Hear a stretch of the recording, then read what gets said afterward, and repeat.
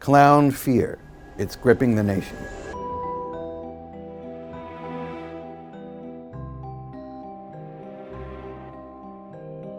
Whether it's a terror of children's birthday entertainers or a more pointed clownsploitation perpetrated by the horror industry, more and more Americans are finding themselves petrified by guys in grease paint and red noses. What goes on here? Well, the first thing you should know is that it's nothing new, nor is it, strictly speaking, delusional.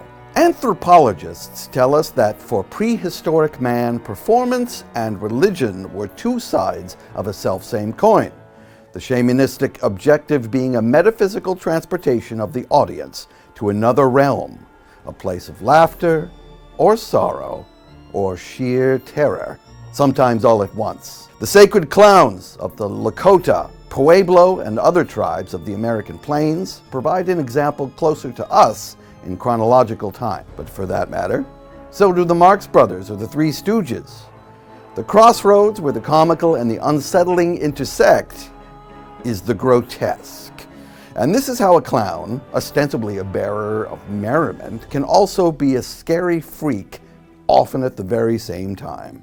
But what happens when the source of our entertainment wields a power that is not just symbolic or spiritual, but temporal and tangible? What if the buffoonish boogeyman is also, dare I say, President of the United States? Referring to Donald Trump as a clown would hardly be an original stroke of genius on the part of any commentator. While it may sound like a mere jab at the Joker-in-Chief, there are ways in which the term may also be literally, technically accurate. For example, Trump has been paid to entertain people, make them laugh on television. He had his own reality show. Who will succeed? Who will fail? And who will be the apprentice? He co-starred in a McDonald's commercial with Grimace. A big and tasty for just $1? How do you do it? What's your secret?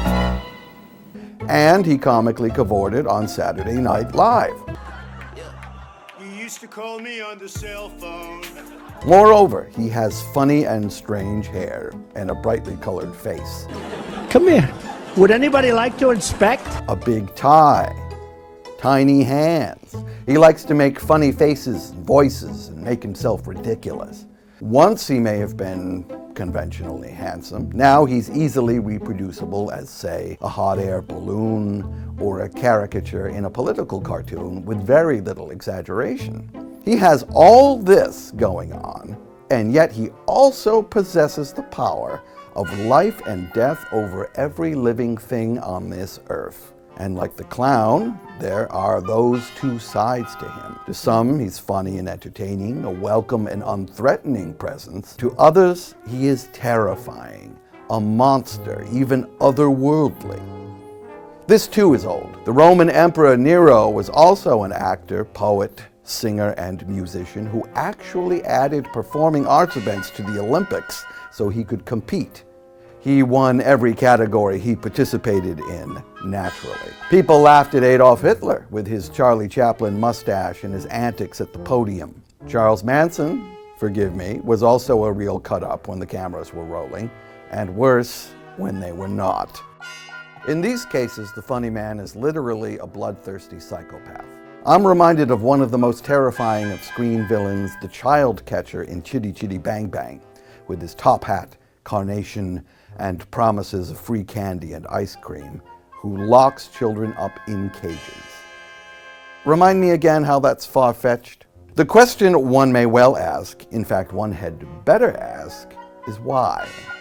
What is the morbid lure that attracts human beings to such dangerous people? Is this a factor of biology and our simian ancestry? Are we simply drawn to the baboon with the most colorful ass, the chimp with the biggest grimace? Is it a factor of primitive psychology? Somewhere in our lizard brains we're hardwired to respond to certain titillating stimuli and must follow the call, no matter how suicidal? One thing is certain, that old programming serves us better in the realm of make-believe. Out here in the real world, it is anything but funny.